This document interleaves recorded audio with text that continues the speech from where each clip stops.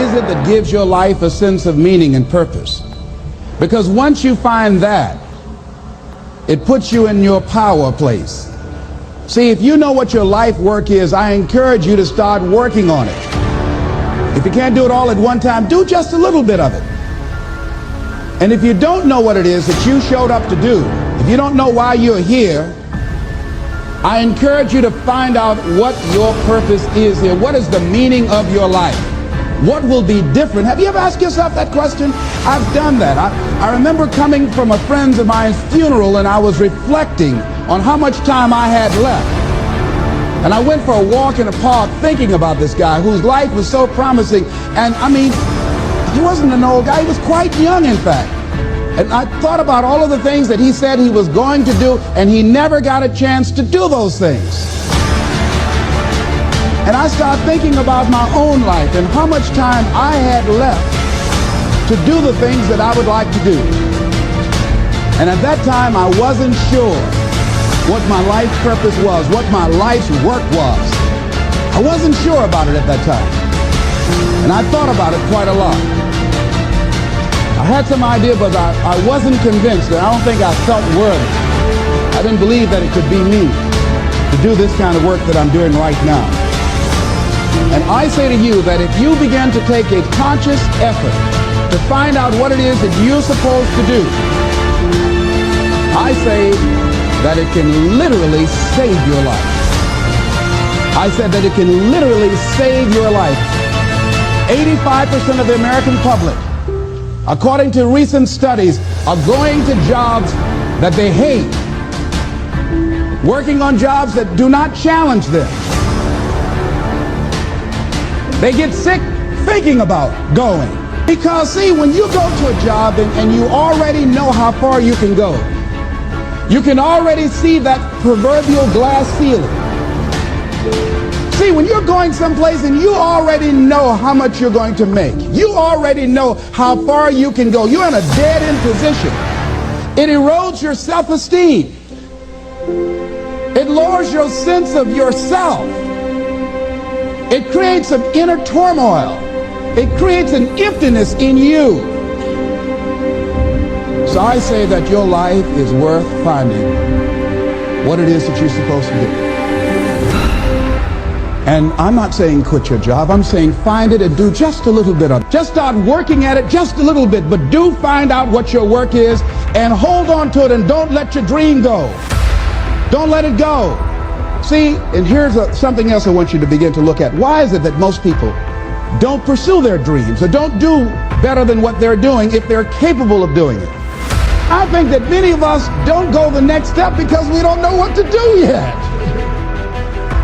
And I say that the reason that we don't even explore the possibility of what to do is because subconsciously we don't believe that it can happen for us, and we don't believe that we deserve it. So here's what I'm suggesting. How much time do you spend working on you? How much time do you spend every day working on your dream? In the last 90 days, how many books have you read? In the last year, what new skill or knowledge have you acquired? What kind of investment have you made in you? So I'm saying that as you begin to look at where you want to go, if you want to make it today, and things are changing so fast you have to literally run to stand still, I'm saying that you've got to make some conscious effort to begin to work to develop you. Here's something else. Most people are not living their dreams because of fear, ladies and gentlemen. Fear, limited vision, and lack of self-esteem is what keep most people doing things they don't want to do. The same reason that people stay in relationships where they're abused or they're unhappy or it's unfulfilling. They can't see themselves beyond that relationship. They can't see themselves enjoying life without that person. They think that this is all that they can do. The same reason that people get stuck at a certain level in life. They can't see things being better for them. And they think that this is it and this is all they deserve. This is all they've ever seen. It's been passed on to them. And they think that this is it for them. Oh no. Looking what Dr. Blanton Smiley Blanton, who is a colleague of Dr. Norman Vincent Peale, what he said about fear. He said, fear is the most subtle and destructive of all human diseases. Ladies and gentlemen, fear kills dreams. Fear kills hope. Fear put people in the hospital. Fear can age you. Fear, ladies and gentlemen, can hold you back from doing something that you know within yourself that you're capable of doing, but it will paralyze you. And it seemed like you're in a hypnotic spell. And I ask you a question, what is the benefit? What's the benefit of allowing fear to hold you back? What's the benefit of giving up on yourself, of not stepping out on life and taking life on? What is the benefit for you? What's the plus in that? It's one of the things I had to ask myself. So I didn't want to make any mistakes. I wanted everybody to like me. I wanted to be perfect the first time I did something. It's not going to happen. You're going to make some mistakes. You're going to hurt some folks' feelings. You're going to create some enemies whenever you decide that you want to begin to take life on. You've got to ask yourself, how long am I going to allow this to hold me back? I like what Zig Ziglar says. He said, fear is false evidence appearing real. That is an illusion that we create in our mind. It is a state of mind that can be changed. So let's look at how we can begin to take some steps to restructure that fear, to begin to expand our visions of ourselves, to begin to increase our self-esteem. Webster said that self-esteem means confidence and satisfaction in oneself. Look at your life right now. Whatever you've done up to this point in time, your life is working. Whatever you have produced, it came out of you as a result of the kind of person that you have become. It's a result of your choices. It's a result of your consciousness. Now you have to ask yourself, are you satisfied with what you have produced? Is this what you want? Would you like for things to be better than this? Do you believe that you deserve better than this? Or are you content? This is it. You don't have to do anything else. That you already resign yourself in life. You say, well, I'm happy. I'm not starving like the people in Calcutta. Are you allowing yourself to get off the hook like that? Or do you believe somewhere in the back of your mind or in your heart that there's some other great work for you to do? There's something else that life has for you. And that's why you're here. How do we handle this fear factor? How do we increase our self-esteem?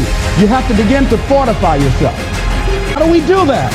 I believe that you have to begin to consciously monitor your inner conversation and start talking to yourself. Start building yourself up. Sometimes the only good things you will hear about you are the things that you say to you.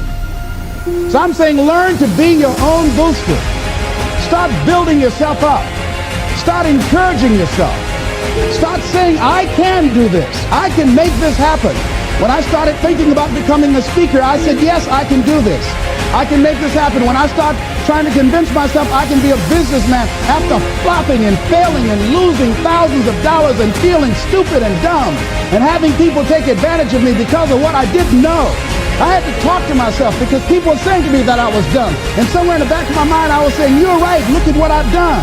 I had to say, no, Les. Hey, come on, man. Get yourself together. You can handle this. You just haven't figured it out yet. It's all right. This is your training period. This is the tuition you have to pay for what you don't know. You can do this. Other people have done it. It doesn't take an Einstein. Get you some people that can teach you some stuff that you don't know. Get you some people that have done it successfully and learn from them. Take some seminars, workshops, read some books on how to manage a business. Change the way you see yourself and begin to tend to the personal details. Understand that nobody's going to take care of your business better than you. And when I start changing that kind of mindset of beating myself up because of my mistakes and start looking at the possibility of my doing better, of my making the adjustment that would enable me to do what I want to do successfully, things begin to change. And I'm saying stop beating up on yourself. You do it. I know you do it. I've done it. It's a natural inclination for us to put ourselves down. See, we are born negative, I think, in a negative consciousness because we live in a negative world. Here's some other things, ladies and gentlemen.